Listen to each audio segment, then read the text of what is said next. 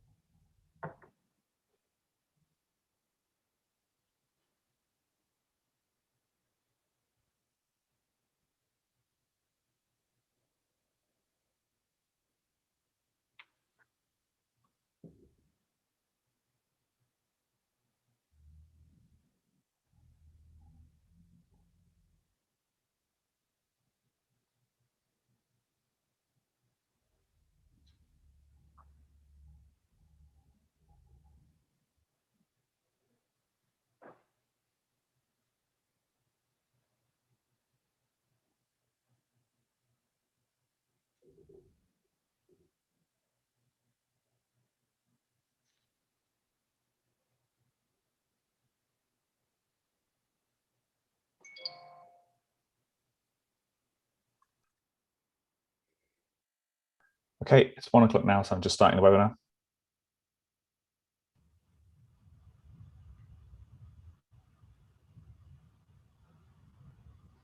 Hello everyone and welcome. I'm Dominic Shine, Dentsu International's Chief Technology Officer. Welcome to another installment from the Dentsu International Women's Day Global webinar series. This week, we're hosting a series of important conversations challenging the status quo so that we can explore how to fundamentally transform the way we support women and create a diverse and inclusive culture at work. Research studies show that women are significantly underrepresented in the technology workforce. In the US, women hold 25% of computing roles. In the UK, it's only 15%. It's also compounded by a lack of racial diversity too. The survey spotted that in the US, only 5% of those women in tech are Asian, with Black and Hispanic women being 3% and 1% respectively. Many factors come into play here, starting with inadequate exposure to science, technology, engineering, and mathematics in schools, and additional hurdles for women to overcome in recruitment, retention, and professional development. Today, I'm delighted to have the opportunity to moderate an expert panel who will explore the root causes of this gender imbalance in data, technology, and media, and most importantly, discuss how we can all take action to challenge and change this in our daily working lives. We'd also love to get your feedback and questions using the Zoom Q&A function. So without further ado, let's meet our excellent panel, an incredible group of women who have significant experience in this space. I'm going to ask our panelists to introduce themselves, their role, and also their role model. So Cara, could we start with you, please? Sure. Hi, I'm Kara Osborne, and I am Dentsu International's Media Service Line CTO. I've been with Dentsu for about 9 years, working in data, analytics, and technology. And prior to the agency world, I worked in sales and marketing at Fortune 100 companies across automotive, telecom, publishing, and mobile gaming. And I've been lucky to work with several women in my career who have been practical examples of how to navigate a career in male-dominated practices. And specifically, I owe a lot of gratitude to one of my first bosses, Vivian Terrell, who mentored me early on in my first technology-heavy role and provided opportunities for me to train and learn across the company, which didn't naturally come to that role, on how I could impact other departments and groups and make a positive impact in a technology role. Great to have you here, Cara. Thank you. Chris, would you go next, please? Sure. I'm Chris Shay. I am Microsoft's account CTO for Dentsu. I've been with Microsoft around 2.5 years, initially within the retail sector, and I've been working with Dentsu now for around 6-7 months. I spent a lot of my career within customer data, behavior, data science, within the retail and manufacturing fields. both traditionally quite male dominated, especially within the tech sector. Similar to Kara, I've had the opportunity to work with a lot of women who've been really aspirational in not just seeing how they've led their own careers, but also how they've led and supported others throughout and bringing others with them, as well as working with a business, working for a company for a large part of my career with a female CEO, Dunnhumby with Edwina Dunn, and a great role model, along with a number of other leaders within the business that really influenced me throughout my early career in particular. Excellent. Thanks, Chris. And thanks for being here. And we really value our excellent relationship with Microsoft. Libby, could I ask you to introduce yourself, please? Sure. Hi, everybody. I'm Libby Barton. First, I just want to say happy International Women's Day week. I guess there is such a thing now. It's great. It's really a privilege to be here with you all. And Dominic, thank you for inviting me to be on this panel. Within Dentsu, I am the HR lead for the Customer Experience Management service line. I come from the Merkle organization, and my interest in women in tech goes way back to the beginning of my career back in the 80s when I joined then Arthur Andersen, later on Accenture. I worked with clients directly for the first 8 years or so of my career. And even though the people who answer my help calls and the CIO would never believe it, I actually used to code. I'm one of those people that learned how to do COBOL many years ago. So my experience goes way, way back. My primary role model is actually my mother, who's still alive at 88.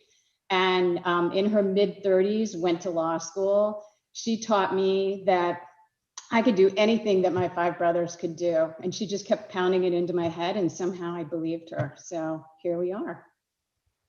Excellent. Great to have you here, Libby. And I wish I'd known that, because I could have got you to help with my COBOL when I was at university. Great to know. And our final panelist, Margaret, would you go next, please? Yeah, so my name's Margaret Wagner. Thanks so much for inviting me, Dominic. I'm president of Merkle EMEA. I've been with Merkle for 5.5 years now, going on 6 years, which is hard to believe. And my career's always been in the sort of CRM, data space. Merkle was really my first entree into technology. And I've loved it. I love the pace. I love the change. I love the different partners and the growth in the industry. So been really excited to be a part of that journey for the last 5.5 years. And, Libby stole mine. My role model is not her mother, but actually my mother.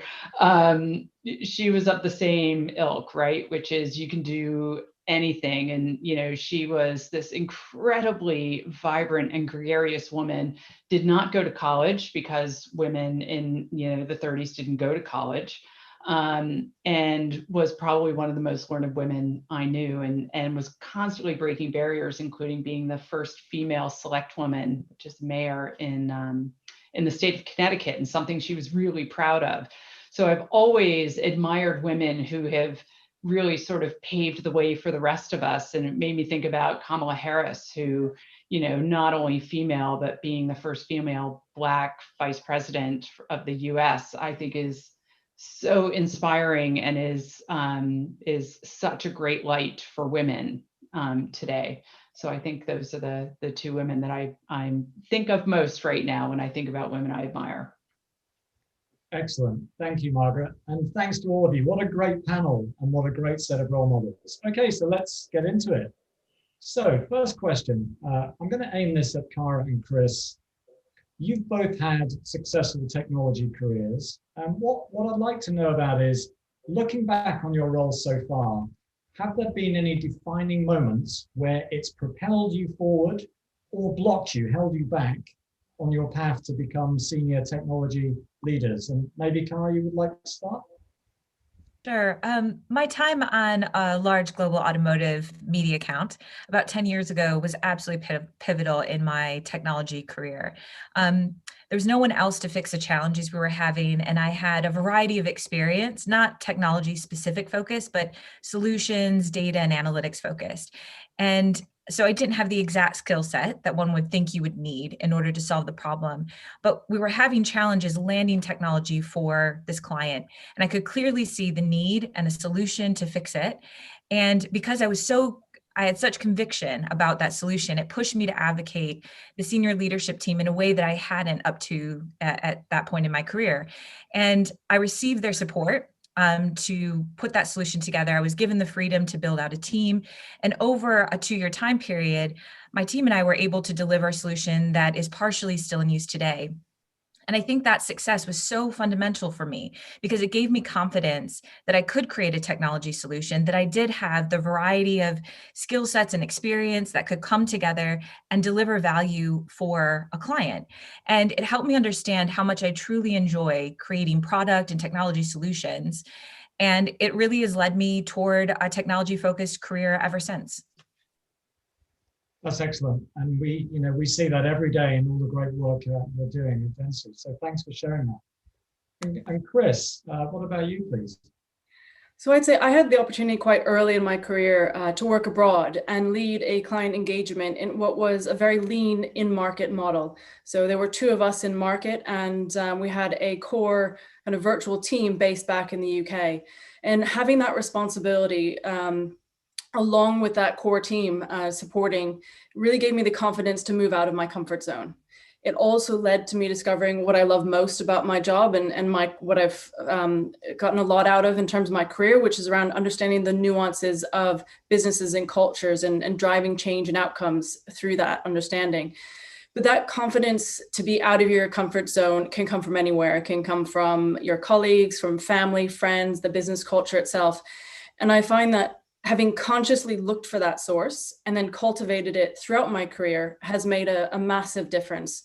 For me, I've defined what that looks like in terms of business culture. And it's been essentially a core part of what I have focused on when I've looked for my the next move within my career. And it's been, I would even go so far to say, as a deal breaker. It is a really significant element for me because it does enable me to push that little bit harder and push myself out of my comfort zone. So I would say cultivating that, identifying it and cultivating it has been really important for me. Excellent, thanks. Yeah, and we see that all the time in our relationship with you, Chris, in the leadership role you play with us at Dentsu, and obviously, we have a female CEO at Microsoft in the UK who replaced, previous female CEO. So really, really strong evidence at Microsoft, which is an inspiration to all of us. Great. Okay, let's turn to another question. I want to really dig into recruitment and retention now and understand more about any blockers or challenges there. So I want to ask each of the panel what they see as the most common challenges in recruiting women into tech roles, and what are the practical things that we can do to address them. Margaret, maybe we can start with you. What are your views? Is recruitment a big area where we need to focus, please? Yeah, I think there's sort of 2 challenges, right? One is actually perception, right? That technology is, a male-dominated area to be in. And I think part of that's changing the language around the opportunity in technology, right? That it's instead of talking about technology as a product per se, talking about it as an incredibly creative environment, right? So using the kind of language that we know attracts women, I think is a way for us to think about recruiting differently. And then, for women, like the women on this panel, being out in front and being seen, as leaders in that industry and really making an effort. I was commenting before, as I think it's my 4th panel this week. It's so important for women to see women in these roles and not just being successful in these roles, but enjoying these roles.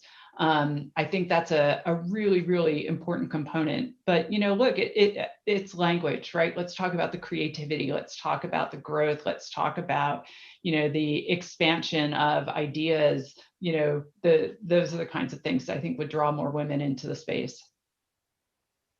Thank you, Margaret. Yeah, that's very clear. So being that visible role model, making it exciting for candidates so that you're a shining beacon for them, and also thinking about the language. So Cara, does that resonate for you? What would you add? Yeah, definitely. a couple years ago, I had read something that was talking about how women tend to apply for jobs if they can satisfy almost 100% of the requirements, whereas men will apply with far less, so maybe 20 or 30%. And that difference, when we look at things like technology, that has generally been a male-dominated industry with very strong language in the job descriptions about what must be delivered and the technical aspects, preclude a lot of women for putting themselves forward for positions. And so we need to look at actively lowering the barrier to entry by what language are we using in our job descriptions? How do we set up the interview panel? Do the women see someone on the panel that looks like them or that they could identify with? And it's the burden really is on us to make it easier for them to see themselves in our culture. Just like Margaret was talking about, it's so important that we advocate this idea of technology not being a specialist piece, but we use technology in our lives on a day-to-day basis. Everyone's walking around with a cell phone. It's embedded into our lives, but understanding that you could have a career there and that you could use your creativity to change the course of a solution, I think is really exciting. And we need to take it on ourselves to help women see themselves in those roles. Yeah, that's excellent. So that creativity, that vision, that helping people to imagine themselves and having that bravery, as you say, to apply for things where maybe it's a stretch. And the other message I took out of that is, men, you've been found out. Everyone knows that you're blagging it and you're applying for things that you're not qualified to do. That was Kara's other key point. So excellent. Chris, what would you add around that, around your thoughts on recruitment and the issues and how we can address that? So I'd really build on what Kara was saying. Technology is developing and changing at such a rapid pace that learning and skills are an everyday part of our job when we're already within the industry. So I'd say an awareness that technical skills can be taught in the job and the value of demonstrated achievements and softer skills should really hold more weight in recruitment. Whether with individuals who've been, for example, out of the workplace for a period of time, or those who are looking to shift focus into a tech or career role.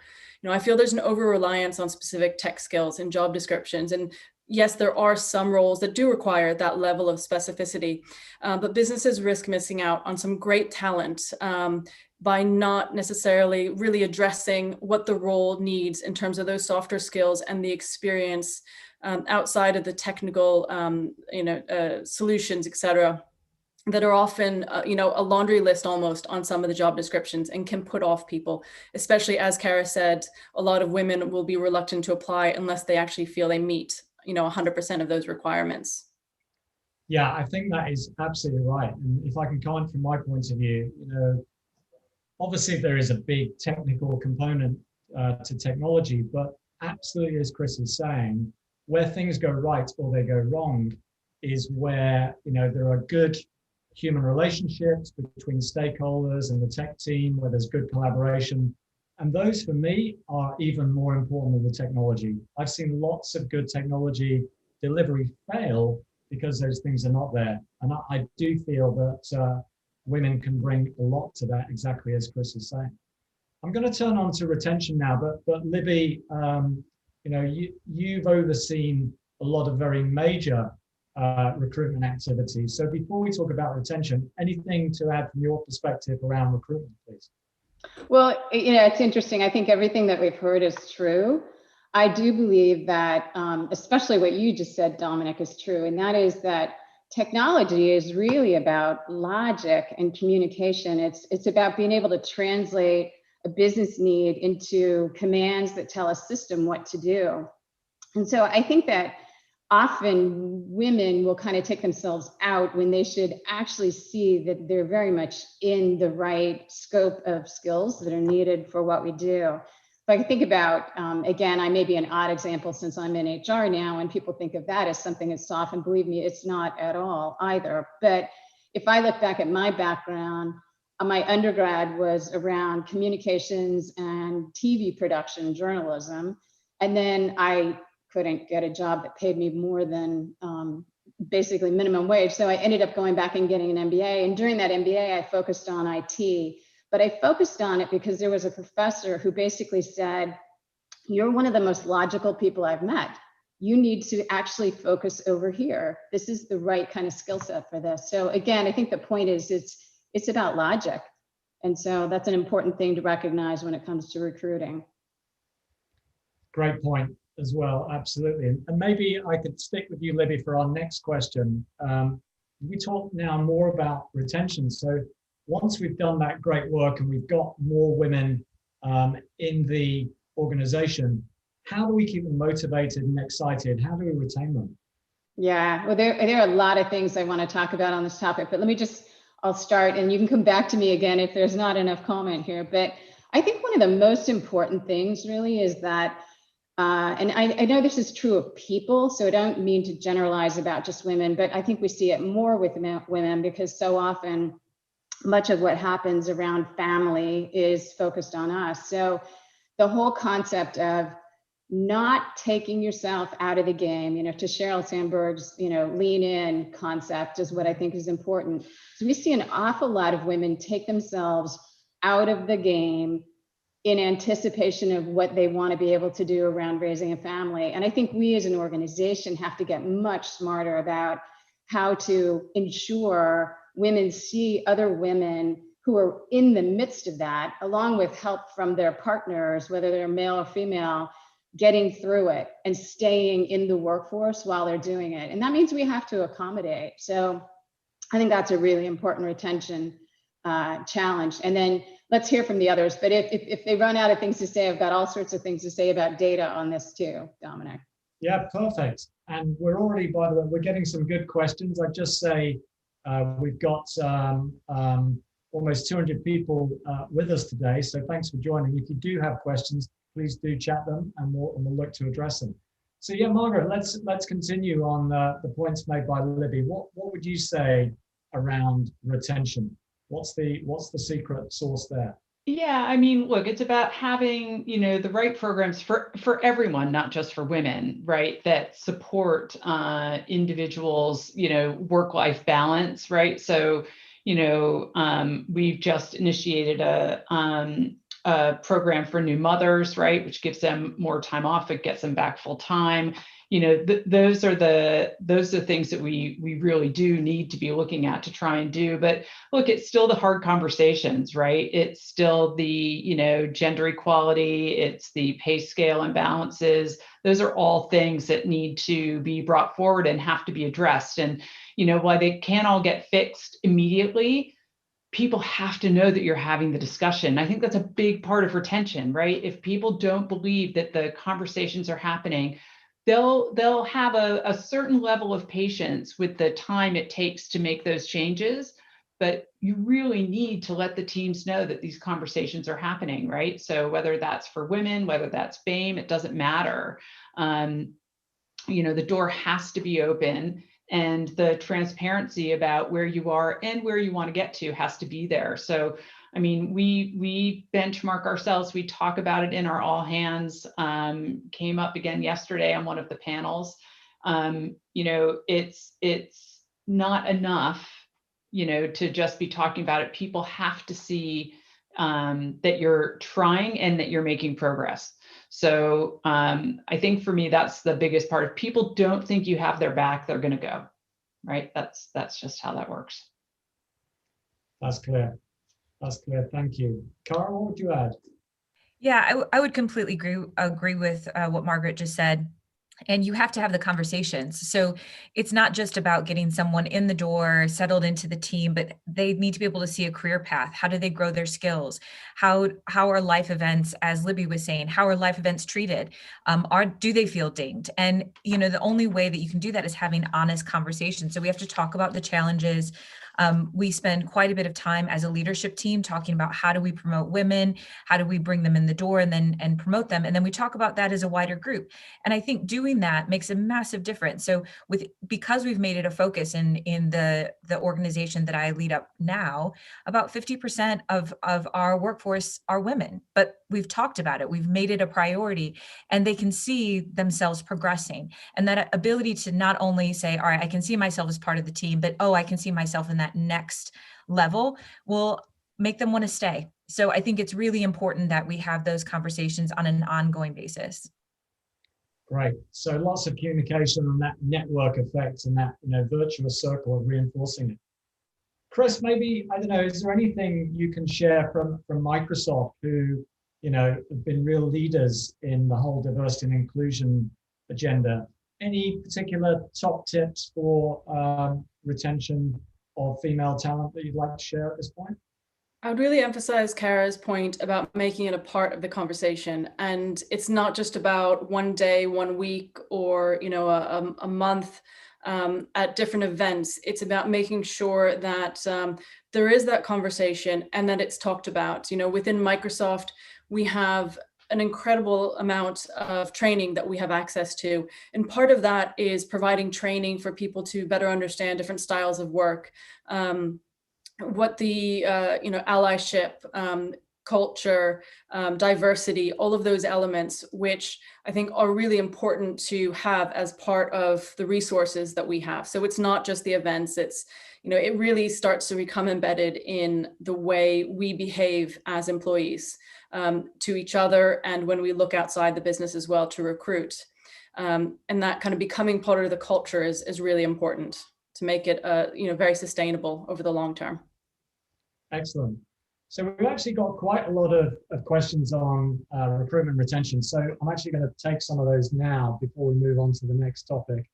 So I'll put these to the panel. Anyone can take them. So what would the panel recommend to women who are inspired and looking to move into technology but don't necessarily come from a tech background? Anyone like to take a crack at that?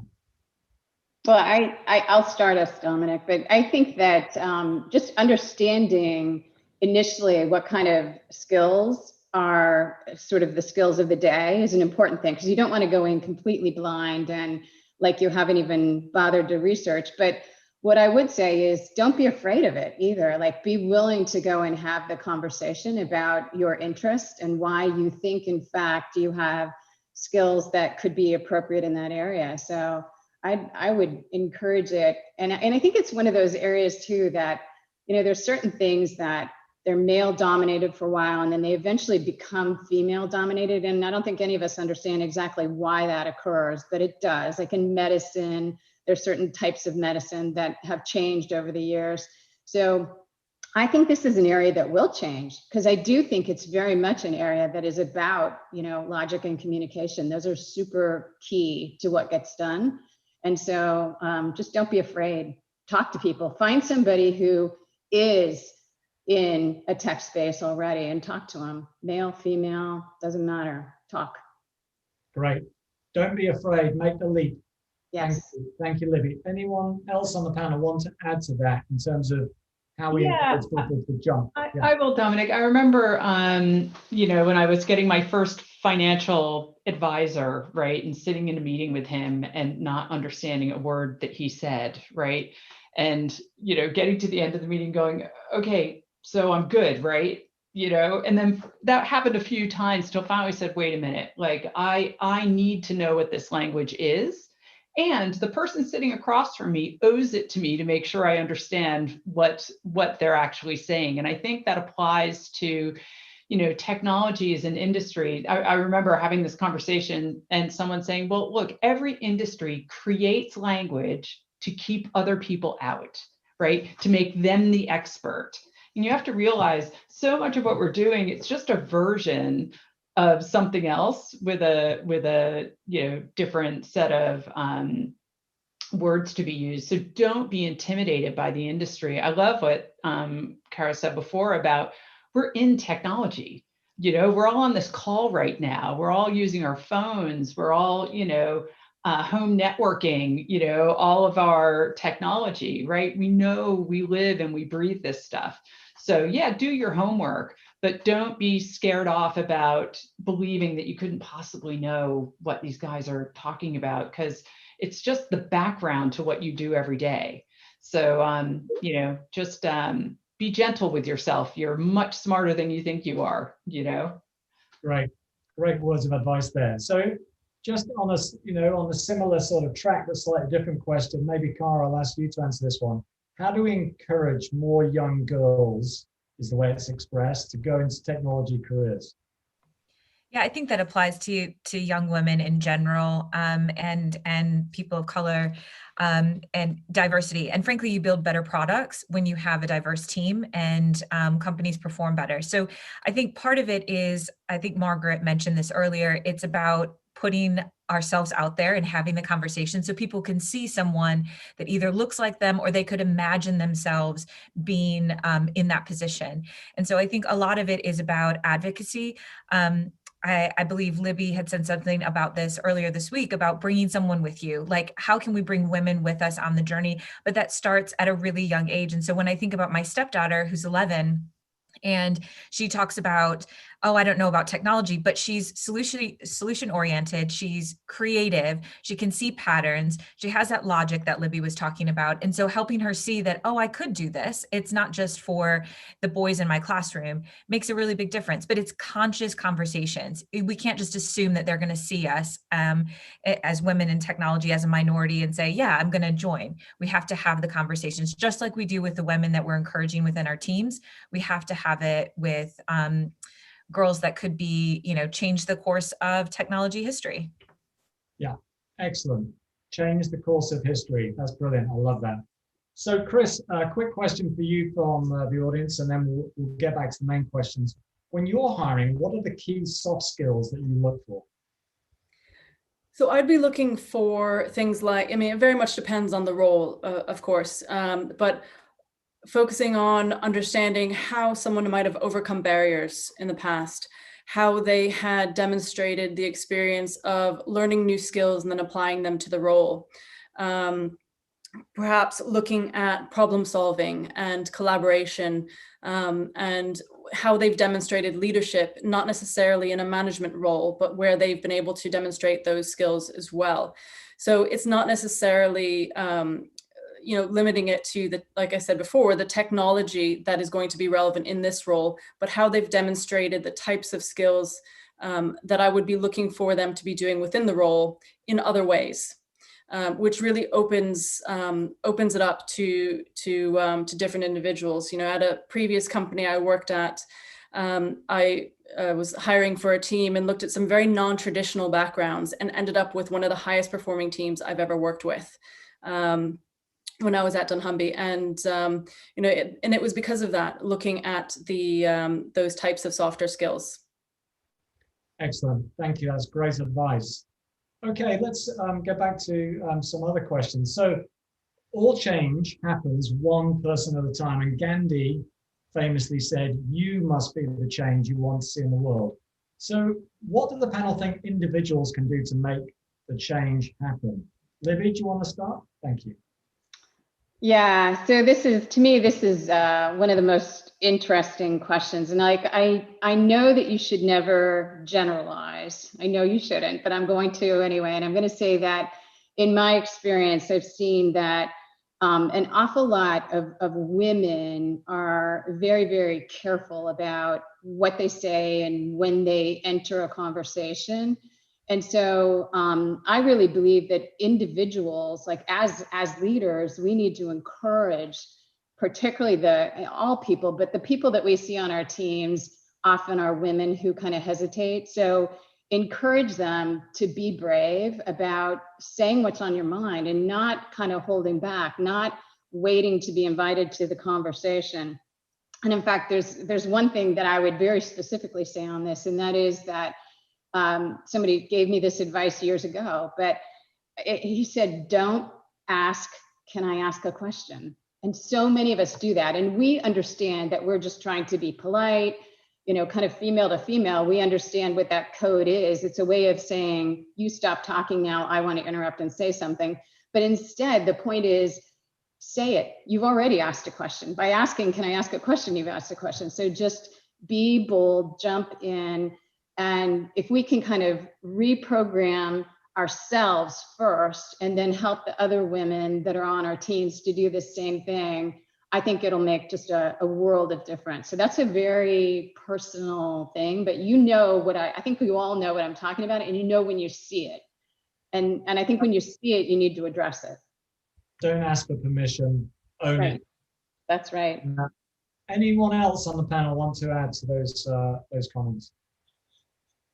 I would say that that confidence is so important. And I think that it's going against the grain, and especially when you don't see other people that look like you in the room. So as you're trying to overcome that, and you can't just model someone else's behavior and you really have to go out on a limb, that being bold, that confidence is so important. And I think that has to be encouraged as far as the culture, and then we have to go above and beyond to let people know they have this space to share their opinions and their thoughts, and that there aren't dumb questions. You can ask that, you can educate yourself, and that helps everyone in the room, because there are probably people that would love to ask the question, but they don't. So I think that confidence is so critical, and that we need to foster that. Okay, now I'm going to make this even more interesting, because the two answers I've had so far, if I've understood them correctly, are very much from a woman's perspective, right? But we need to talk about the other half, or the other 75%, the men. And I've got a question here. Plenty of my male colleagues, even at a senior level, do not understand the issues around gender pay gap and equality. The unawareness is to an extent that some of my colleagues think that celebrating Women's Day is anti-men. How do you deal with this set of employees who seem to have no knowledge of the very real issues on the ground? It's hard to even speak about this without getting offended. So perhaps Margaret, Chris, still answering the question, what can individuals do to ensure that change happens? But can we address, what do men need to do? Ooh, that's a putting me on the hot seat. There's a great question actually in one of the panels earlier that said, do you think men don't, is your impression that men don't listen as well as women do? And I said, no, I don't agree that they don't listen. It's just, I think oftentimes it's they're already looking for the answer, while the question is being asked, right? And I think that pertains here, which is like, hey, we're doing this. We've got International Women's Day, we're doing the gender pay gap, we can't change everything overnight. And, you get that, like, the noise feels very, it can feel very sort of disparate and like, oh my God, we're talking about this again.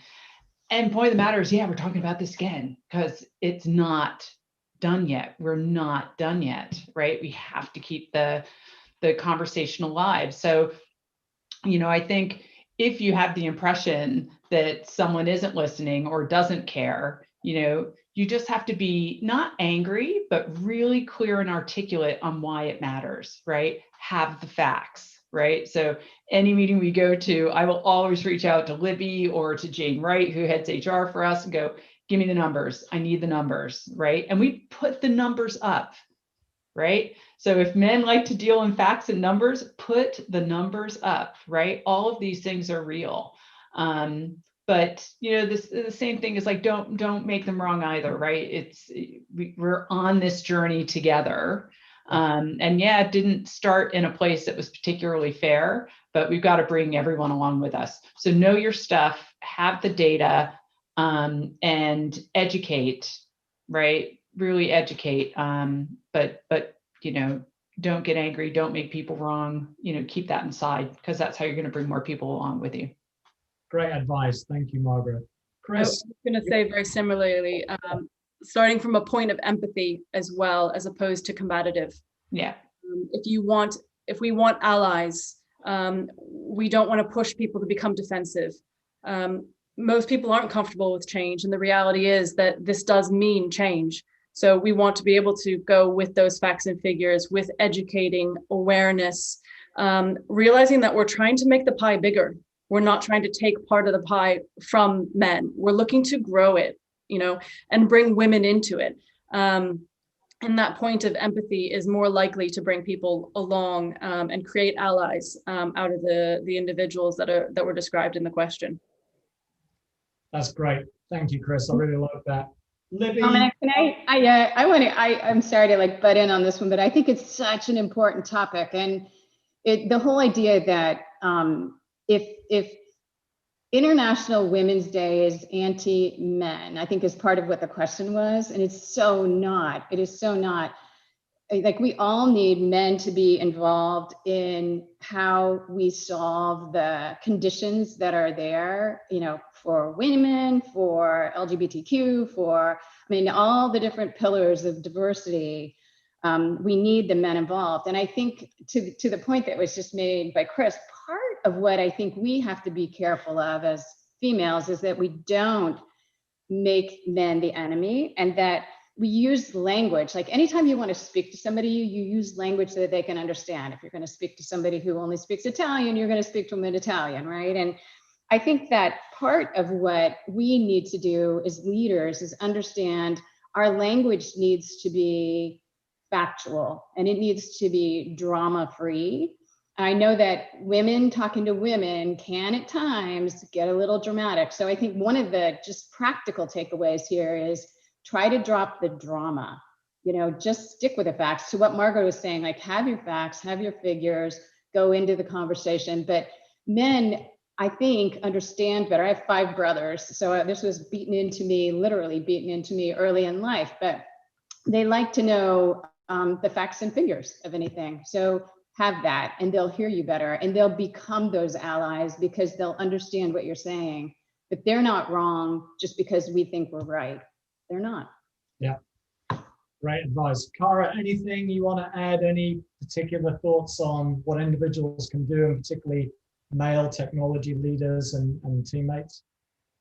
Yeah, I think it's interesting because as a woman in technology, I would say you generally, in the past, especially when I first started, I felt like I had to overcompensate.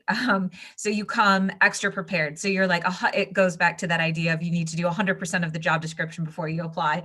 But it's that ability to have empathy for your colleagues, and then also just talk about it, address it head on. And I think there was a question that came through that was around, how do you deal with people that think that you're bossy if you state your opinions and you have those facts and figures? But I think it comes down to open conversations. It's not about calling people out or making it uncomfortable, but it is having an open dialogue about the challenges. And I found that when you have those conversations, your male colleagues generally show up. Now you're going to have some people that won't, that don't care, they don't want to engage. But, honestly, within a strong working culture, we should be having those dialogues, not just about gender gaps, but almost everything that we work on. So if you come to it with a good attitude, with the idea that I want the best solution for my team, for my career, for my company, I think your colleagues will show up. And I think our male colleagues want to be educated, and I think they want to partner. Excellent. Okay, quick rapid fire final question for all of you. Answers in less than a minute each, please. What is the one practical action each person attending today can take to challenge gender equality and drive progress, meaningful progress? Cara? I think it comes back to education. It comes back to talking to your teams, making sure people feel educated and empowered. So yeah, I will always come back to the education point. Brilliant. Thank you. Chris? So I bring it to the kids in your life, whether it's your own children, nieces, nephews, godkids. Look at what they're passionate about and help them understand how tech influences, and get them excited about the idea of how they could influence it by being part of the industry. And make it relevant to them, as opposed to something that just seems like, the adult's job, but really how it affects their lives today. Excellent. And Libby, 1 minute answer? Yeah, I would say it is the kind of flight attendant instructions, but start with you, kind of speak up yourself and really kind of lean into the situation, and then teach other people to do it. I'm being repetitive of Karen and Chris here, but in fact, you have the ability to bring people along on this journey, and you make a huge difference in their lives by connecting with them. And you don't have to call it mentoring, just offer to spend some time with somebody, talk to them for a while. You'll be stunned, but they'll want to talk again in a month or 2 months, and then again and again, and it becomes a mentoring relationship. So you just have to do that. Excellent, thank you. And Margaret, your one bit of advice for everyone, please. For me, look, it's be present, right? It is not somebody else's job to get this done, right? It is all of our jobs to get it done. I think, leadership here, it is so important, right? All the leaders at Dentsu, are so committed to this topic and so committed to getting this right. But, keep challenging, and be part of the solution, right? Don't just be part of the problem, right? So get involved, raise your hand, get on panels, talk to people, keep the conversation alive. That's my advice. Excellent. Thank you. That's a great way to end. So look, we've come to the end of our time, but I'd like to thank all the panel members for sharing their incredible experiences today and helping us think about our tangible actions as we go forward. And I'd like to thank everyone for attending and asking all the questions and making this International Women's Day Global Webinar series a success. We can all take these steps to change the gender balance across the industry. And I hope you're leaving today feeling empowered and full of great ideas to make a change in yourself, your team, and your network. Please do join us or stay tuned for our final panel after this on gender equality with our global CEO, Wendy Clark, and one of her key mentors from her career, Shelley Lazarus from Ogilvy. The link will be in the chat. So thanks very much. Be well. See you again. Bye-bye.